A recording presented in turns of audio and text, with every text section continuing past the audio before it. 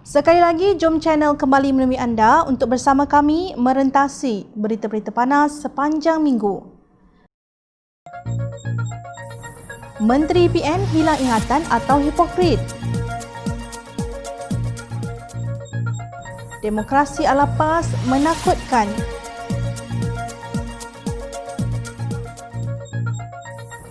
Akhirnya, Kementerian Pengangkutan kena saman.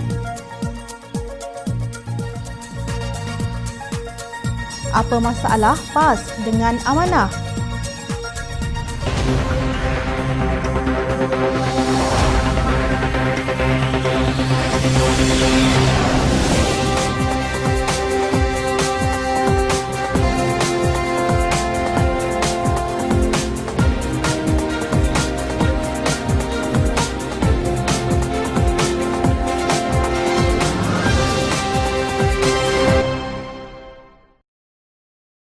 Assalamualaikum dan salam sejahtera. Saya Azrin Arif dari Jom Channel. Semakin lama, semakin ramai di kalangan menteri-menteri kerajaan tebuk atap lupa bahawa mereka merupakan sama ada sebahagian daripada Kabinet Pakatan Harapan atau Barisan Nasional sebelum ini.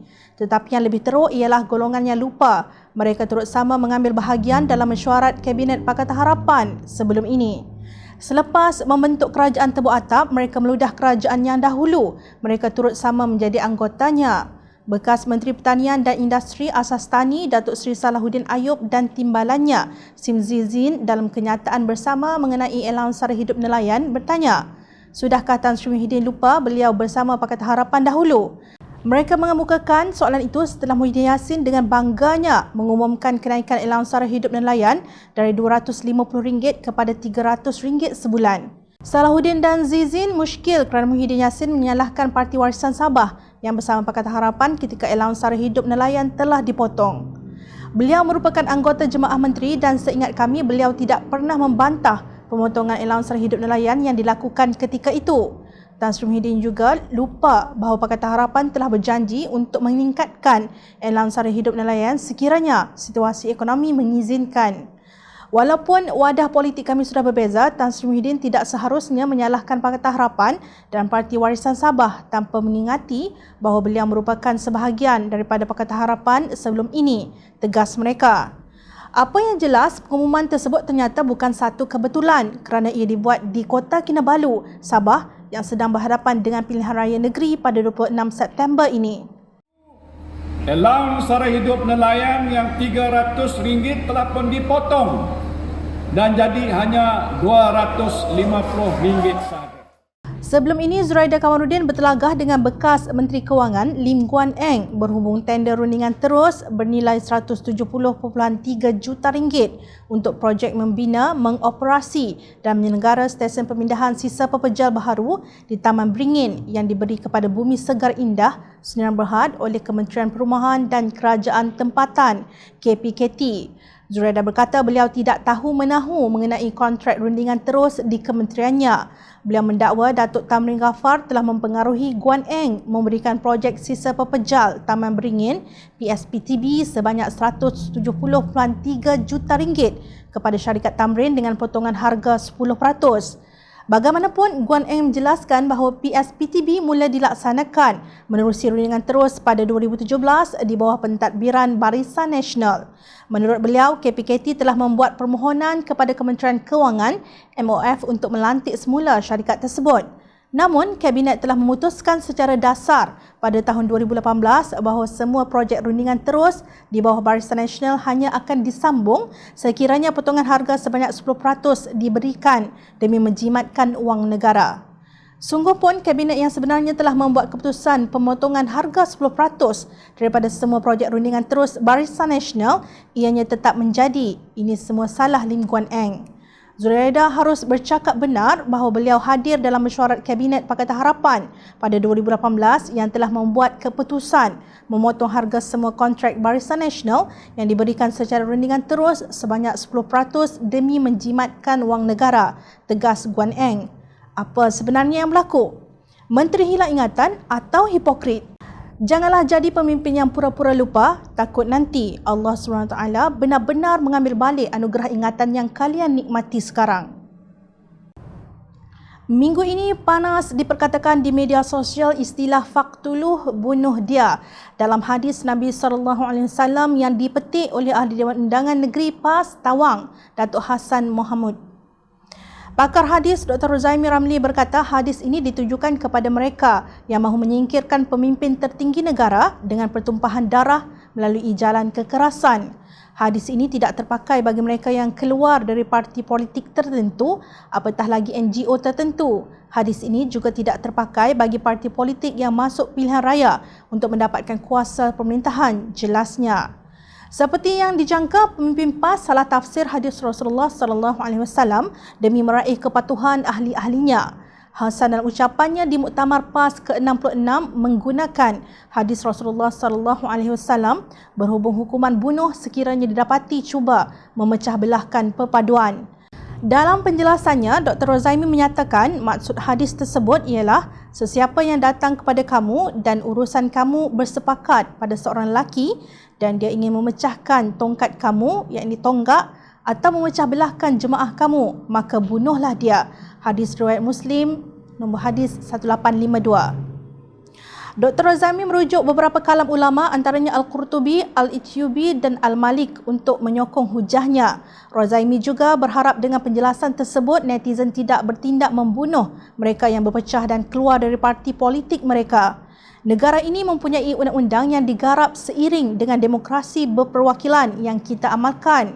Pendekatan yang keras sangat bertentangan dengan prinsip demokrasi yang meraihkan kepelbagaian dan perbezaan pendapat. Budaya yang diamalkan PAS ini amat berbeza dengan Parti Amanah Negara atau Amanah yang terbuka menerima perbezaan pendapat selain menolak sistem CHAI dalam pemilihan pucuk pimpinannya. Menurut Pengarah Komunikasi Amanah Nasional Khalid Abdul Samad, sistem CHAI yang menyebabkan individu yang terbaik akan terkeluar dari kepimpinan dan ini merugikan parti itu sendiri. Dalam Pemuda timbul isu amalan CHAI dan sebagainya, memang saya tak setuju. Saya kata tak boleh pakai CHAI ni. CHAI ni sama ada istihar ke tak istihar ke tutup ke ini semua masalah. Kerana ianya akan menghasilkan keadaan orang yang baik takkan dipilih. Kerana dia ikut CHAI. Beliau berkata amanah berdiri di atas prinsip menolak segala bentuk penyalahgunaan kuasa dan rasuah. Mengimbas mengenai perjuangan pemimpin amanah ketika masih di dalam PAS, Khalid berkata pihaknya menyedari wujud kecenderungan pemimpin PAS ketika itu yang mahu bersama UMNO. Pemimpin PAS menafikannya. Tetapi kini Setiausaha Agung PAS, Datuk Taqiyuddin Hassan yang satu ketika bertegas menolak UMNO, kini telah bersekongkol dengan parti tersebut secara terbuka. Malah, beliau mengaku telah mengusahakan penyatuan UMNO PAS itu sejak tahun 2015. Khalid berkata demikian dalam satu temu bual di Jom Channel baru-baru ini. Bagaimanapun, Khalid berkata amanah tetap kukuh walaupun terdapat pelbagai idea dan pandangan ahli-ahlinya. Justru tidak timbul suasana politik yang menakutkan kerana dinafikan hak untuk membantah dasar kerajaan seperti yang dibayangkan oleh PAS dengan menggunakan hadis Nabi SAW yang disalah tafsir. Undang-undang di negara ini tidak menghukum mereka yang menjatuhkan kerajaan yang dipilih oleh rakyat apabila ahli politik melompat. Namun, rakyat boleh menghukum mereka dengan tidak memberi undi kepada gerombolan ini pada pilihan raya umum yang akan datang. Sebuah firma kontraktor dilaporkan telah memfailkan saman untuk mengetepikan pembatalan kontrak projek menaik taraf kemudahan infrastruktur landasan keretapi berkembar elektrik di Lembah Kelang Fasa 2 atau KVDT 2 oleh Kerajaan Perikatan Nasional. Firma guaman Zul Rafiq and Partners yang mewakili Daya Maju LTAT Sdn Bhd mengemukakan red saman di Pejabat Pendaftar Mahkamah Tinggi Kuala Lumpur pada 7 September lalu. Firma tersebut menamakan Kerajaan Malaysia dan Menteri Pengangkutan Datuk Seri Wee-Ka Siong masing-masing sebagai defendant pertama dan kedua. Sebelum itu pada 31 Ogos lalu, Daya Maju LTAT dilaporkan berkata bahawa Kerajaan Perikatan Nasional tidak mempunyai asas untuk menamatkan kontrak sedia ada untuk projek itu. Mari kita menyusuri sejarah pemberian kontrak ini. Daya Maju LTAT adalah penerima projek rundingan terus paling besar yang didedahkan oleh Menteri Kewangan Kerajaan Tebuk Atap, Tengku Datuk Seri Zafrul Abdul Aziz yang termasuk dalam 101 projek bernilai 6.61 bilion ringgit yang kononnya diluluskan oleh Kerajaan Pakatan Harapan. Menurut bekas Menteri Pengangkutan Anthony Loke Siofuk, projek berkenaan telah diluluskan oleh Kerajaan Barisan Nasional terdahulu secara rundingan terus dan surat setuju terima telah dikeluarkan pada 4 April 2018 kepada syarikat Daya Maju LTAT dengan nilai 5.26 bilion ringgit. Beliau berkata selepas Pakatan Harapan mengambil alih kerajaan, Kabinet memutuskan pada 19 September 2018 untuk membatalkan kontrak tersebut.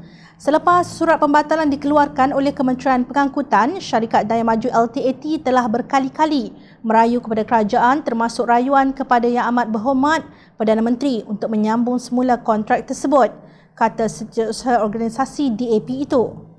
Setelah mengadakan beberapa siri rundingan, syarikat tersebut akhirnya bersetuju untuk mengurangkan kos projek sebanyak 15% daripada kos asal. Kata Anthony, Jemaah Menteri pada 5 Julai 2019 telah memutuskan untuk meneruskan projek ini dengan syarikat Daya Maju LTAT dengan kos yang lebih rendah iaitu 4.475 bilion ringgit setelah membuat beberapa pertimbangan iaitu A. Surat setuju terima telah dikeluarkan oleh kerajaan terdahulu. Sekiranya kerajaan tidak meneruskan kontrak ini, kerajaan terdedah kepada risiko tindakan undang-undang sivil oleh pihak syarikat dan kemungkinan perlu membayar pampasan. B. Penjimatan sebanyak 15% adalah hampir 800 juta ringgit tanpa menjejaskan komponen-komponen kritikal dalam projek tersebut. C. Syarikat ini merupakan usaha sama antara Daya Maju dengan Lembaga Tabung Angkatan Tentera. Ini bermaksud para pesara tentera ada kepentingan dalam projek ini. Dan D. Syarikat ini sedang melaksanakan projek naik taraf landasan berkembar Lembah Kelang Fasa 1. Mesin dan peralatan telah dilabur untuk menyiapkan keseluruhan projek ini. Tengku Zafrul berkata rundingan terus itu memang dibenarkan. Tiba-tiba Kassiong entah dihinggap penyakit apa mahu membuka semula tender KVDT 2 yang diluluskan oleh kerajaan yang partinya menjadi anggota iaitu Barisan Nasional. Ketua Eksekutif Daya Maju LTAT Muhammad Raziq Hussein mengesahkan bahawa Daya Maju LTAT adalah kontraktor dilantik secara sah bagi projek itu dan menerima surat anugerah LOA asal pada 4 April 2018 bawah pentadbiran Barisan Nasional. Selepas mendapati tiada asas untuk menamatkan surat anugerah awal, Kerajaan Pakatan Harapan pada 5 Julai 2019 bersetuju untuk melantik semula Daya Maju LTAT melaksanakan projek KVDT 2 dan pihak-pihak mengadakan perjanjian penyelesaian di mana kerajaan setuju untuk mengeluarkan surat anugerah baharu. Katanya seperti dipetik Free Malaysia Today. Itulah natijahnya apabila ada menteri yang merasa dirinya terlebih bijak sehingga tidak mengambil kira bahawa projek tersebut diberi kepada syarikat usaha sama antara Daya Maju dengan Lembaga Tabung Angkatan Tentera. Menteri Perikatan Nasional ini tidak mempedulikan kepentingan para pesara tentera yang wang mereka telah dilaburkan untuk projek berkenaan. Ayuh, tolak kerajaan zalim ini. Pilihan Raya Negeri Sabah kini sedang berjalan. PAS yang gagal dalam usahanya untuk mendapatkan 10 kerusi terpaksa akur dengan layanan buruh UMNO serta bersatu dan puas hati setakat jadi tukang pacak bendera dan perayu undi. Demi menutup kesipuan setelah dipinggirkan oleh UMNO, PAS ingin menggambarkan bahawa amanah sedang berpecah belah. Lalu digembar-gemburkan cerita kononnya Datuk Husam Musa bertelagah dengan Presiden Amanah dan beliau keluar daripada parti itu. Amanah tidak ada apa-apa masalah. Pihak yang bergembira kononnya akan ada perpecahan dalam Amanah, khususnya parti yang tidak ada kerusi di Pilihan Raya Negeri Sabah, sindir Husam. Saya tidak akan keluar daripada Amanah. Rakan-rakan di sebelah sana banyak spekulasi seolah-olah saya mahu keluar Amanah, katanya dalam sesi temu bual secara langsung di Sinar Harian baru-baru ini. Menurutnya, peletakan jawatan itu bagi membolehkan beliau memberi tumpuan kepada usaha memenangkan kerusi untuk Amanah di Kelantan, khasnya di Parlimen Kota Baru yang beliau ketuai.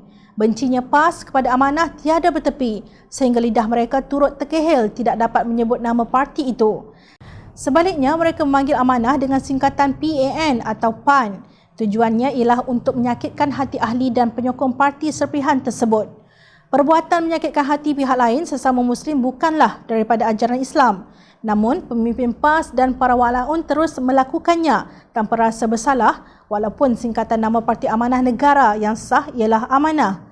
Setiausaha Badan Perhubungan PAS Selangor, Roslan Syahir Muhammad Syahir, dalam tulisannya di Haraka Daily berkata, Husam mengekori gerombolan pengkhianat dalam PAS untuk menubuhkan PAN dengan dorongan dan endorsement kuat DAP. PAN adalah parti one-man show yang dikendalikan Mat Sabu dengan bimbingan dan dorongan kuat DAP.